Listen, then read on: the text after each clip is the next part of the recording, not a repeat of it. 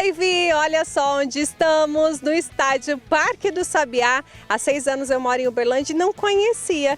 E ó, o Dino aqui tem a missão hoje de me apresentar, viu? Ah, incrível isso, né? Você não conhecer o Parque do Sabiá. Pois Conhece bem, né? Conhece mais ou menos, né? Conhece mais ou menos, mas hoje a gente vai mostrar o Parque do Sabiá por dentro e por fora, né? Inclusive vamos contar várias histórias, porque eu acompanhei desde antes da inauguração, lançamento da pedra fundamental, construção, inauguração, enfim, o Dino. Vitor Albergaria, hoje é o dia especial, o programa é especial, inclusive a gente vai trazer também alguns personagens que marcaram época aqui no parque, né, Carol? Bora começar então, vem com a gente! Bora lá, bora lá!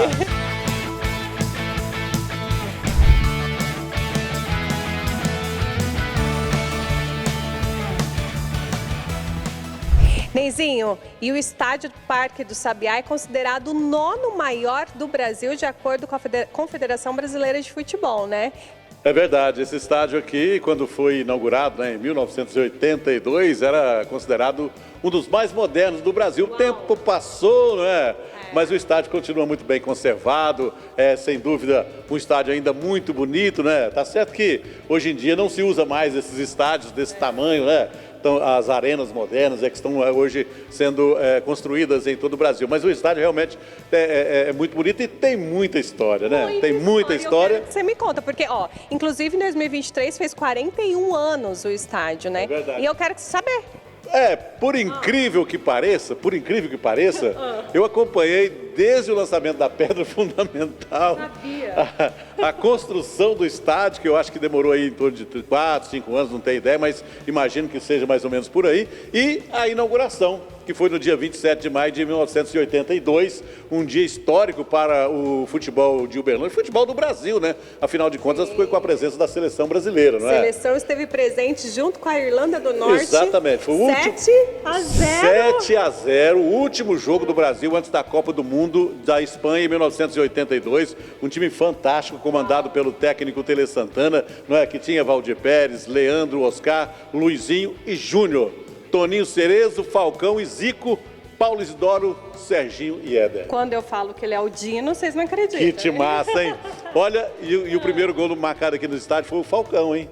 Falcão, que era o rei de Roma, né? Foi ídolo do Internacional e foi ele quem fez o primeiro gol. Eu acho que não poderia ter um personagem melhor para fazer o primeiro gol no Parque Sabiá, né? Perfeito, Ney, mas eu quero começar aqui. Aí porque sim. Você sabe que eu não conheço. É verdade. a primeira vez que eu estou aqui no piso 1 do estádio. Então, nós estamos vendo aqui algumas fotos, né? Fotos históricas do Uberlândia. É bom dizer, esse aqui é o time que foi campeão da Taça CBF, né? Tá certo que aqui então, com algumas modificações, mas a maioria dos jogadores aqui, o Batata, que era o capitão do time, o Chiquinho, o Cleiton, o Zecão, grande ídolo da torcida, né? O Moacir Batista, jogadores que marcaram época, que estão na história do Uberlândia. Geraldo Toro, o Birubiru, que ele não foi titular daquele time, mas teve participação importante, o Vivinho, Carlos Roberto e o Zé Carlos. Se não me engano, esse aqui é o Zé Carlos, né? E aqui é uma foto, porque teve um problema muito sério lá em Belém do Pará, não é? Houve invasão de campo no final da partida, um torcedor entrou em campo, tentou agredir os jogadores do Uberlândia. Eita. E foi criada uma grande confusão e no meio de todo aquela briga que aconteceu, o torcedor acabou morrendo. E aí, meu amigo, houve uma comoção muito grande no estádio, a torcida que já estava indo embora voltou para poder ver o que estava acontecendo e, inclusive, alguns torcedores, a imprensa chegou a dizer que os jogadores do Uberlândia eram responsáveis pela morte do torcedor, mas isso ficou provado que nada, eles não tiveram influência nenhuma. O torcedor teve um problema de um aneurisma cerebral, se não me engano, morreu lá no estádio. Então, esses dois jogadores aqui, o Luizinho e o Batata, os dois laterais do Uberlândia, ficaram em Belém, eles foram detidos, né? Ficaram, a delegação veio embora, foi recebida com muita festa em Uberlândia, os dois jogadores ficaram lá detidos até que fosse uma investigação fosse feita para esclarecer tudo. 3 dias depois, eles foram liberados e foram recebidos também em Uberlândia com muita festa. Entendi. Muito bacana essa história. E tem mais fotos. Será aqui, que ficou né? claro? Super, eu entendi. Vocês entenderam também, né? Ô, Ney, e essa aqui? Nossa, é o Pelé! Olha o Pelé aqui, rapaz. Olha assim, isso aqui é lançamento da pedra fundamental, não é? Se não me engano, foi o lançamento da pedra fundamental, o Pelé aqui. Que ano mais ou menos é isso aí, Ney? Isso deve ter sido antes de 82, porque foi logo, foi antes da no início das obras, né? Imagino que isso aqui tenha sido por volta de 1979, por aí, não é? E esse aqui, o então prefeito Virgílio Galhaço, que foi quem idealizou a construção do Estádio Parque do Sabiá, um político também que marcou época na história de Uberlândia, E né? se você não sabe, esse Dino aqui já entrevistou o Pelé. Ah, Inclusive verdade. o Pelé foi atrás de você, né? Inclusive a entrevista não foi no Parque Sabiá. Não foi. Foi no Estádio Juca Ribeiro, quando o Cosmos de Nova York jogou em Uberlândia contra o Uberlândia Sport, no dia de muita chuva. E o Pelé, que era a grande estrela do Cosmos, né? Só que na época ele já tinha parado de jogar. Ele era apenas o embaixador da equipe americana, veio acompanhando a delegação, que era um time cheio de estrelas, né? Tinha Carlos Alberto Torres, tinha Quinalha, tinha Beckenbauer, todo mundo veio jogar no Juca Ribeiro e o Pelé estava presente e eu tive o prazer de entrevistá-lo lá no estádio Juca Ribeiro. Que luxo, gente. Tem foto com o Pelé, né? Você tem Não foto com o tenho, Pelé? por incrível que pareça, não tenho. acredito! Naquela época não tinha Ficou celular. só na memória, então. Naquela época não era só tirar do bolso e fazer a foto, né? É diferente, né? Neizinho, e esse aqui? Me conta essa Esse aqui, ó, história. esse é o time realmente que foi campeão. Aquele outro que a gente mostrou é o time da campeão taça. com algumas modificações, né?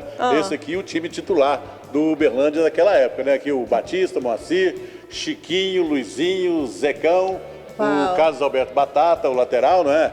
Aqui Geraldo Toro, Eduardo, que é de Uberlândia, foi uma grande revelação na época, Carlos Roberto, um meia também muito bom, o Vivinho, que infelizmente não está mais com a gente, e o Zé Carlos, que era o ponto esquerda do Uberlândia. Caramba, lotado. O estádio lotado. E que saudade, né? Quanto tempo que a gente Você fez não vê. a cobertura desse jogo, Ney? Eu fiz a cobertura, inclusive Nossa. foram 2 jogos. Um aqui no Parque do Sabiá, não é?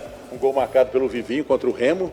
O finalzinho do jogo, muita gente inclusive nem viu o jogo no gol porque já estava indo embora, né? O jogo estava acabando e uma bola foi cruzada, o Vivinho fez o gol mais importante da história do Uberlândia. O Uberlândia venceu por 1-0 no Parque. Com esse resultado, precisava apenas de um empate lá em Belém do Pará, lá no Mangueirão. Lá também estádio lotado, uma pressão muito grande. O Uberlândia fez uma grande partida, teve uma belíssima atuação e ficou no empate de 0-0. E com esse resultado o time foi campeão. Uau. Daí a confusão que eu falei há pouco, né? Que o entendi. pessoal não se conformava de perder um título em casa para o Uberlândia, um time para eles desconhecido. Uau, Ney, que incrível. Bom, e tem mais esse aqui, Essa mais aqui esse é registro. praticamente a mesma foto, É né? a mesma. Um pouco mais colorido, mas é a mesma foto.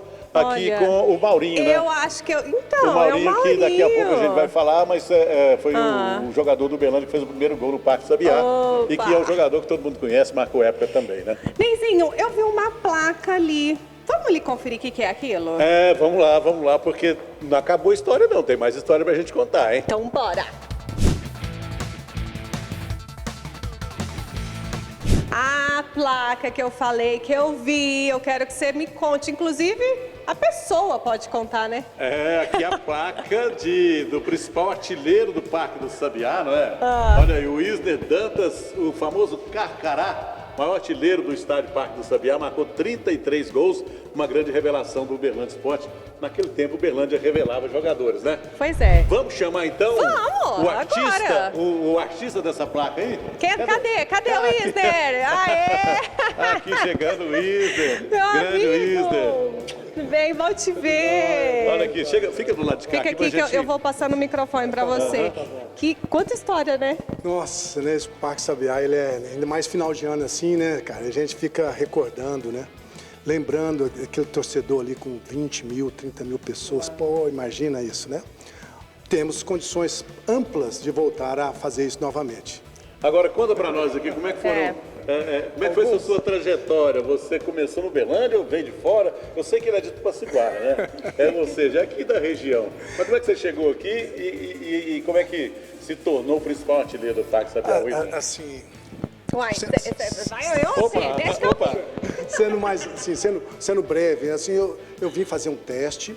Naquela época tinha as preliminares, então nós fizemos preliminar Uberlândia e o time de Tupaciguara, chamava Red Horse.